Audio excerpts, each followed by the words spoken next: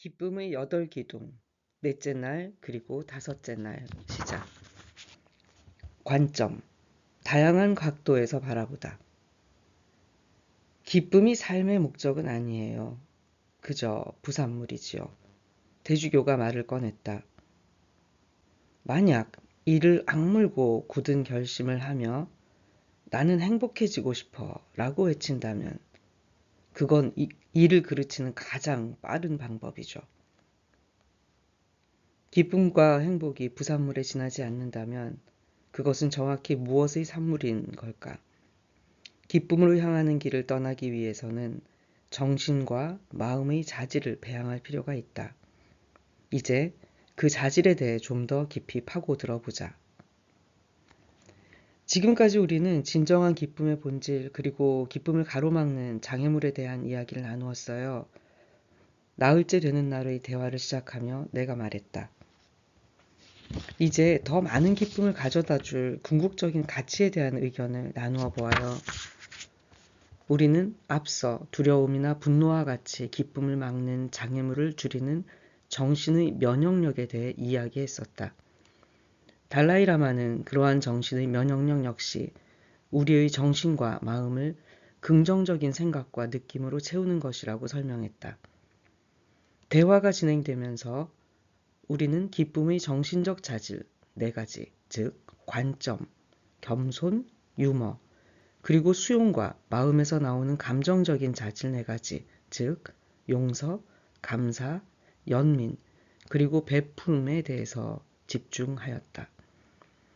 첫째 날, 대주교는 마음의 중요성을 강조하기 위해 오른손 손가락으로 심장 언저리를 어루만졌다. 우리는 결국 연민과 베품에 대한 이야기로 끝을 맺었고 두 사람 모두 이 2가지 가치가 아마도 지속적인 행복의 가장 핵심 축을 이루는 것이라고 주장했다. 하지만 연민과 베품에 대한 이야기에 앞서 우리 삶에서 이 2가지 가치를 더 쉽게 자주 실천할 수 있게 만드는 근본적인 정신의 자질부터 이야기할 필요가 있었다. 우리가 대화를 시작할 때 달라이라마가 말했듯이 고통은 스스로 만들어내는 것이다. 그렇다면 기쁨도 스스로 만들어낼 수 있어야 한다. 그의 설명에 따르면 그 열쇠는 우리의 관점과 생각, 느낌, 그리고 결과로 나오는 행동에 있다.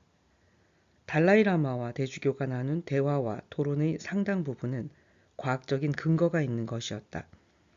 심리학자 소냐 루보미르스키가 발견한 행복에 가장 큰 영향을 끼치는 요인들과 달라이라마와 대주교가 이야기한 기쁨을 지탱하는 8기둥 가운데 상당수가 일치했다. 첫 번째는 삶을 바라보는 우리의 관점에 관한 것인데 류보미르스키의 설명에 따르면 상황을 더 긍정적으로 재구성할 수 있는 능력을 말한다. 즉, 감사하고 인정을 갖고 또 베푸는 삶을 선택하는 능력이다. 올바른 관점은 기쁨과 행복의 기반이 된다. 왜냐하면 세상을 바라보는 방식이 곧 세상을 경험하는 방식이기 때문이다. 세상을 바라보는 방식이 바뀌면 그에 따라 행동하는 방식이 바뀐다. 이는 곧 세상 자체를 바꾼다는 의미이다. 법구경에서 부처가 이야기했듯이 모든 현상은 마음에서 비롯된다. 감정을 바꾸는 것보다 관점을 바꾸는 것이 쉽다. 삶에서 일어나는 모든 일들을 다양한 각도로 바라보아야 해요.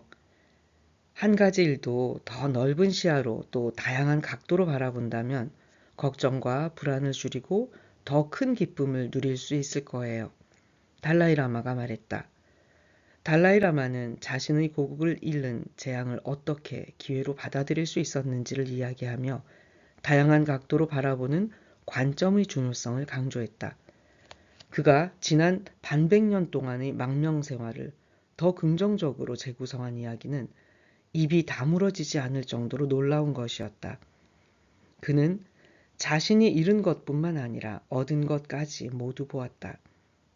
더 넓은 세상과의 만담과 새롭게 맺은 관계, 격식의 축소, 세상을 탐구하고 다른 이들로부터 배울 수 있는 더 큰 자유를 얻었다고 했다.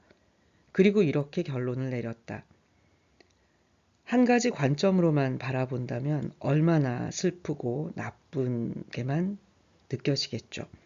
하지만 비극이라도 다른 관점에서 바라본다면 그 일이 새로운 기회를 준다는 것을 볼 수 있습니다. 심리학자 에디트 에바에거는 포트 블리스에 있는 윌리엄 버먼트 군인 병원에 같은 날 실려온 두 군인 이야기를 들려준 적이 있다.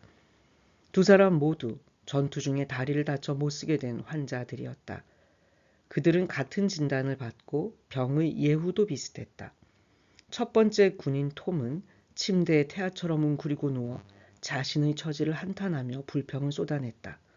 반면 두 번째 군인 척은 침대가 아닌 휠체어에 앉아 있었다. 그는 마치 인생에서 두 번째 기회를 얻은 기분이라고 말했다. 휠체어를 탄 덕분에 정원을 산책하며 꽃들과 더 가까워졌고 낮은 눈높이에서 자녀들의 눈을 똑바로 볼 수 있다는 것을 깨달았다. 에거는 아우슈비츠에서 함께 생존한 비터 플랭크의 말을 곧잘 인용하는데 그는 삶을 향한 우리의 관점이야말로 가장 최후의 궁극적인 자유라고 말했다. 그녀는 우리의 관점은 문자 그대로 우리를 살게 만들거나 죽게 하는 원인이 된다고 했다.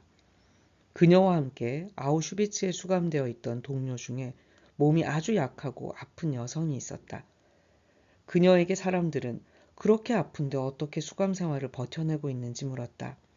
그녀는 크리스마스 즈음이면 풀려날 것이라는 이야기를 들어 견딜 수 있다고 했다. 하지만 믿음과 달리 크리스마스가 되어도 풀려나지 못하자 혹독한 고난을 이겨내며 버텨온 그녀는 바로 크리스마스 날 숨을 거두고 말았다.